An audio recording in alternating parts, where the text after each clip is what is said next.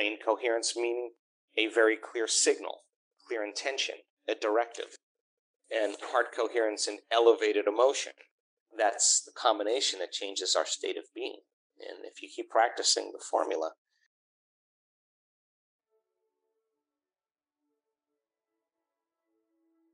I'm your host, Dr. Joe Dispenza. Let's begin. So we practice teaching our students how to trade those emotions. Yeah, we've all felt those. They're no fun. Yeah, I know it's going to be hard to feel a different emotion because you haven't been practicing feeling this. I know that you've been bruised enough times in your heart that you're not so sure you want to open it up right away. So these are things that every student comes up against. But if where you place your attention is where you place your energy, and you start placing your attention in your heart, you're giving it your attention, you're giving it energy, you're giving it life force. And learning how to breathe and control the heart by allowing it to feel safe enough to come out.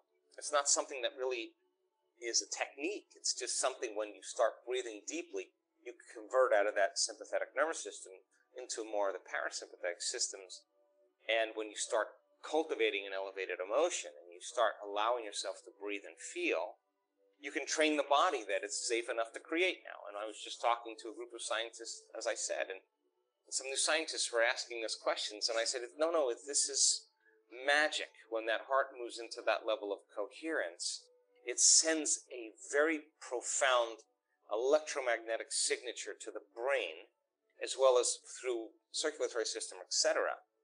And the heart begins to move the brain into those alpha patterns, and now we tend to be that more creative person, as I said earlier. So when we're in that place, we're more trusting, we're more present, we're more compassionate, we're more giving. We tend to consider the whole.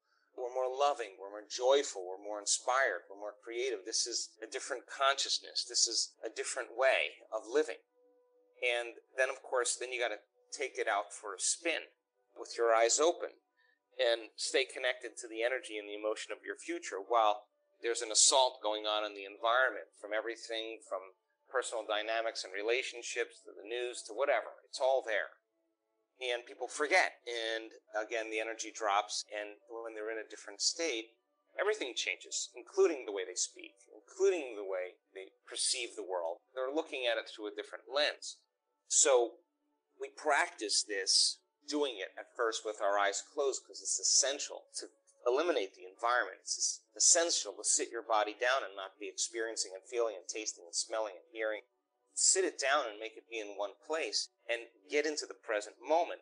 And when the heart starts to regulate and order, it begins to tell the brain it's in a safe environment again. And we are creators, and now we're ready to create. So the heart has to be activated, because if you're going to believe in that future that you're imagining with all your heart, it better be signaled, opened, and activated. Otherwise, if you're living in a different emotion, then you're trying to see that future through a different lens, through the lens of the past.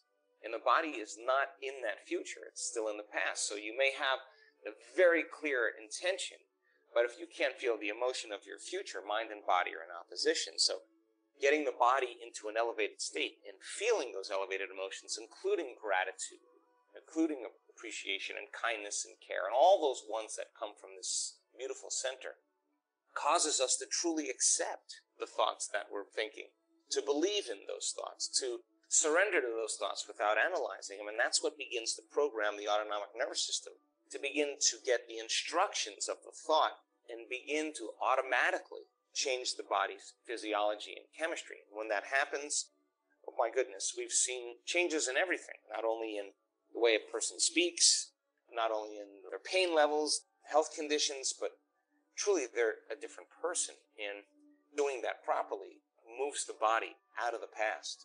It moves the body into the present moment. And keep practicing that. I say to the advanced students all the time, in a week-long event, how many of you feel better than you did yesterday? The entire room raises their hand, and I ask them the same question.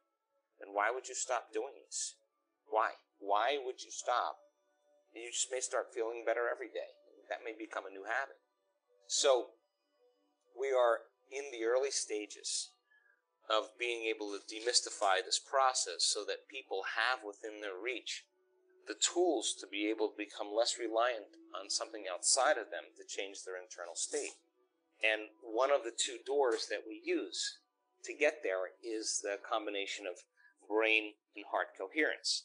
Brain coherence meaning a very clear signal, clear intention, a directive, and heart coherence and elevated emotion. That's the combination that changes our state of being.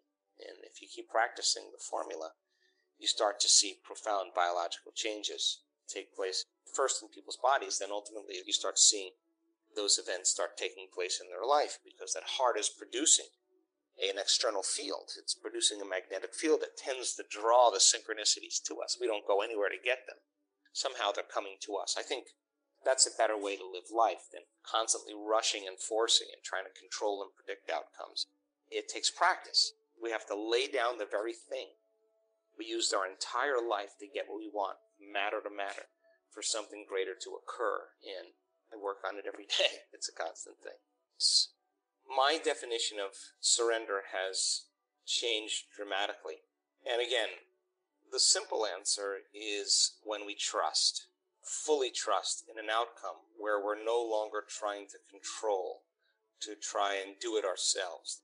If you've ever had a great parent, like I was fortunate enough to have a great mother and a great father. My mother was just always very loving and very unconditional, but very stern with me, and was the voice of reason for me. She had a lot of common sense. And so when I asked my mother for help on something, when I asked my mother to do something for me as a child, I just knew that she would help me. And so I didn't have difficulty asking for help. Of course, there were certain conditions that were reasonable, but I trusted her, and I would surrender that she would help me, and I wouldn't try to get in the way when she did it. I just trusted that she knew what she was doing. So many people want to surrender, but they have terms and conditions with the greater mind. They're saying, well, I want to surrender this emotion, but please do it this way, or please do it that way, or I'd like this to happen, or like that to happen. That's not surrender. That's conditions, right? So from a scientific perspective, if a person can get beyond their attention on their body, on the people in their life, on the objects or things that are in their world, the place they live, the place they sleep, the place they're sitting, and not think about the predictable future or the familiar past, if they can disinvest all of their attention, all of their energy out of this three-dimensional reality, out of the known, and put it on energy and frequency, an invisible field of energy, that is an empty space where there's nothing that we can identify with materially. If we do this properly, the only thing we are is a consciousness. We're conscious of nothing. That tends to be the door to the quantum field. We've seen all kinds of wonderful effects take place in the brain and the heart.